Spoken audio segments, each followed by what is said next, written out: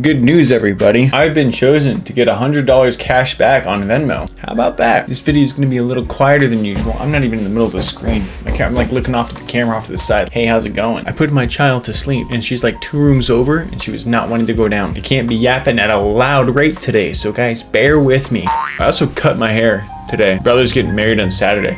And I refuse to pay for a place to cut my hair, so I've been cutting my hair myself for like the past 5 years. Saves a lot of money, but holy cow, I used to suck at it. I do have a world record. That's not a lie. In fact, it's a fact.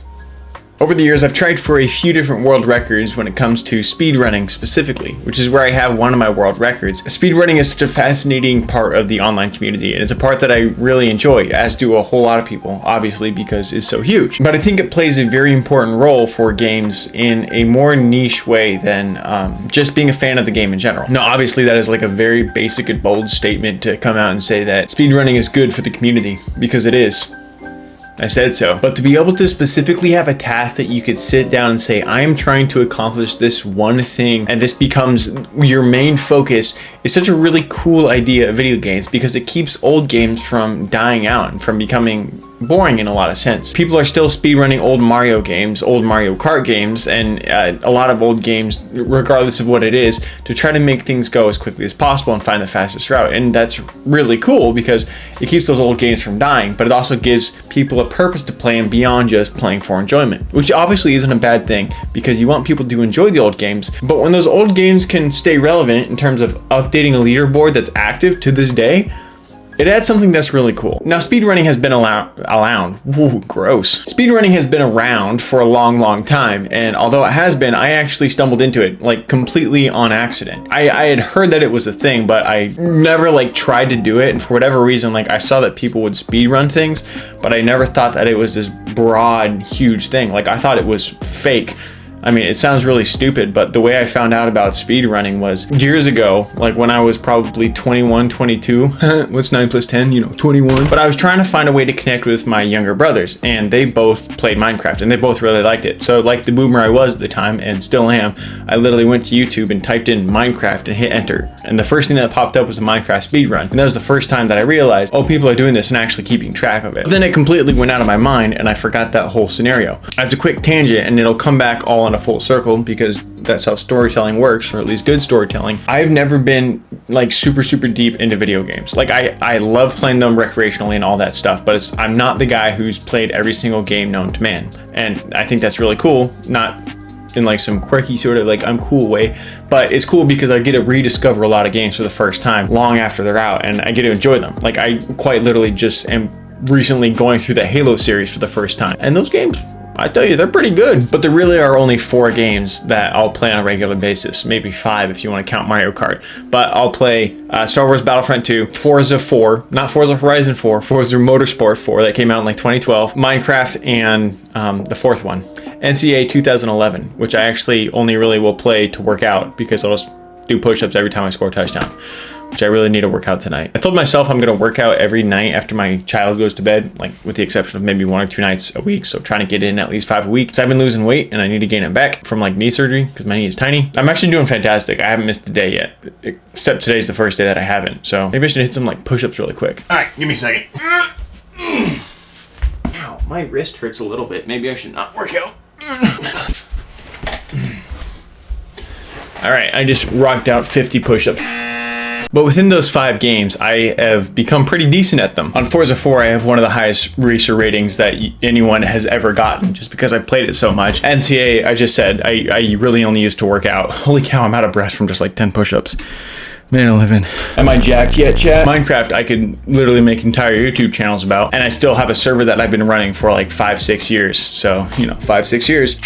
But Star Wars Battlefront 2 is the game that got me into speedrunning. Again, completely by accident. I would always do what a lot of people did, which was do instant action and just do conquest maps because I could play that split screen with friends. That's what I grew up playing from pretty near when the game first came out from friends. They all had the game. I didn't. My parents didn't let us have consoles. Our first game console was a Wii that we got in 2008. It was pretty sick though. Then the second game console we got was an Xbox 360 that I bought my junior year of high school myself, and it's mine. And I'd say I still have it, but it actually died last month. Like, I'm not even joking. It lasted up until this point, regularly used. Finally got that, not the red ring of death, but just the red dot. I don't know if that is called the red ring of death, but it finally died. And so I took it into a local store to get it fixed because I was like, I'm gonna pay to have this Xbox fixed. And they said, yeah, it's done. So I bought another one online that same day, brought it down, had them switch all my memory and everything over.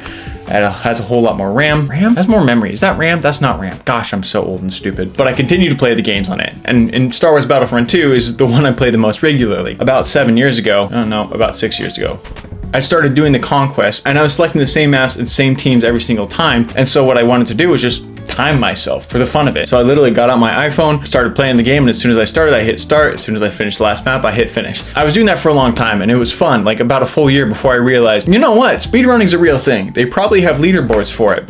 And so I found the leaderboards. Now there's a billion different subcategories of speedruns, not just 1 or 2 or 3 or 4, or even 5 different categories that people do speedruns. Like in Star Wars Battlefront alone, I think there's something like 50 categories of speedrunning. And so I was able to find the one that fit me the most. It's instant action, conquest, galactic civil war, from first map to last, what's the quickest you can do it. And that has been my white whale for the past little bit. I don't know exactly how many years. I should hit some air squats. That's enough of that. If I was wearing shorts, I'd show you how one leg is smaller than the other. Either that or I'll make a subscription service you could see to watch those. So I started running those times to see how well I could do. Top time was roughly 43 minutes or something, if I'm remembering correctly off the top of my head, including the loading screens. And I timed myself, and I was at a minute. Woo, I was quick. I was at an hour and 16 minutes was my first time. I realized I sucked. So a lot of practice, and I continued to get better and better and better. I started getting my times down lower and lower and lower. I crossed the hour mark. I crossed the 55-minute mark. I crossed the 50-minute mark. And that's where things kind of started to stagnate a bit. One of the things that I found out about the speedrunning community and about speedruns in general is that it takes more than hundreds of runs in order to get that one run. Everything has to line up, and it was a lesson in patience that I was taught very slowly, because that's how lessons in patience work. If a lesson in patience happened quickly, patient, there's a metaphor there, but you guys know what I'm saying. I'm saying subscribe. I so badly just like want to yell something, but I am flamboyantly out of breath, and my child is asleep, and I am ready to pass out as soon as this video is over. You want to know how old I am? It is 9:16 p.m. and I feel like I'm gonna die. At least Medicaid kicks in soon. Thousands of runs later, and I didn't get it. Yeah, you thought, buddy, this was gonna be the end? No, I didn't. I actually, I couldn't get the run, and I still haven't gotten the run to this day. The title's not a lie, though. But I did what any self-respecting player would do. I cheated. Now in Battlefront 2, cheating looks a little differently. It pretty much already has auto aim, and when you get the assault rifle and any other reward rifles, it's pretty much like insta-kill already. And you're already like buffed in damage, you're buffed in health, you're buffed in stamina, that are completely vanilla and part of the game. And I technically could find others that would slightly cheese my way in terms of cheating. There is technically no rule against using the infinite ammo glitch, which is up, down, left, down, left, down, left, right. Everybody knows that one. And there also technically wasn't any rule saying that you couldn't use the invincibility. I didn't want to use those because I wanted to achieve the record legitimately.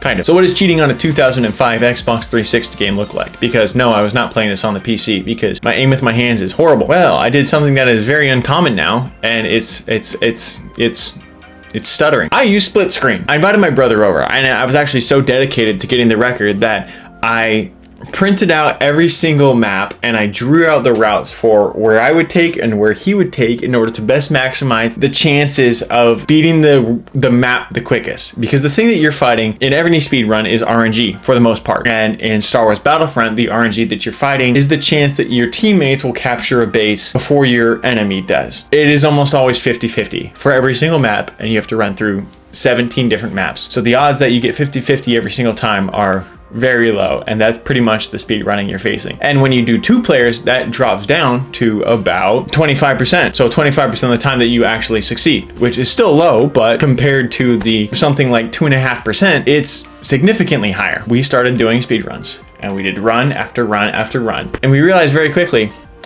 we're pretty good. Take a peek at what we were able to do. Included.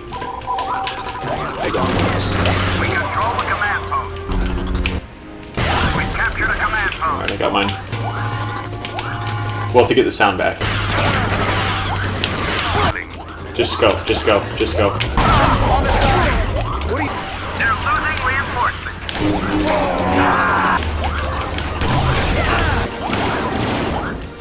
The Dark Trooper yet?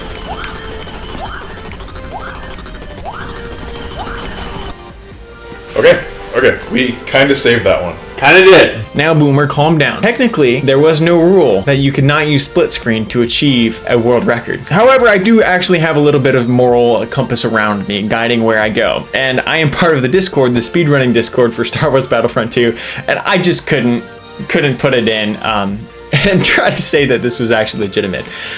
So what I did do, though, is I talked to them and I said, hey guys, you know what would be really cool and really great for the community? What if we added a split screen speedrunning world record so we could submit that there? And they said, abso-freaking-lutely, we could do that for you specifically, Phil. And I said, thank you. And now I am #1 in the world at Star Wars Battlefront 2005 Instant Action Conquest with Galactic Civil War Speedrun World. Yeah, I'm #1 up there, baby. Unfortunately, there is nobody else in that category, so we're actually in last place too. So, you know what? Yeah. It's still my white whale. You will one of these days, whether it be in a month, a year, or 20 years down the line, or 50 years down the line, assuming I haven't died by then, I will get this speedrun world record single player. It is my white whale. You can try all you want. I kind of care. I don't want it to be that hard because I'm dying inside. But I will get this one time. At one point, I was running like 5 to 8 speed runs a day, which doesn't seem like an insane amount, but remember, your average speed run is around 50 minutes. So that's like almost 5 to 8 hours of gameplay. So, I mean, a lot of times I'd still cut them short if I'm like 3/4 of the way through and something goes wrong. But still, the point is like, I'm spending hours and hours a day doing this. Now, this is at the prime of my life when I was single and living by myself and working from home. So I had the time, but I still do at least a few runs a week. So one of these days, I promise you, I will get it, and I want you to be here for it. And the only way you can do that is if you subscribe right now. So appreciate you sticking around for a little bit more of a low-key video. I think this one went on for a long time too. I'm not gonna do any more push-ups. Those make me tired. Subscribe for a better haircut.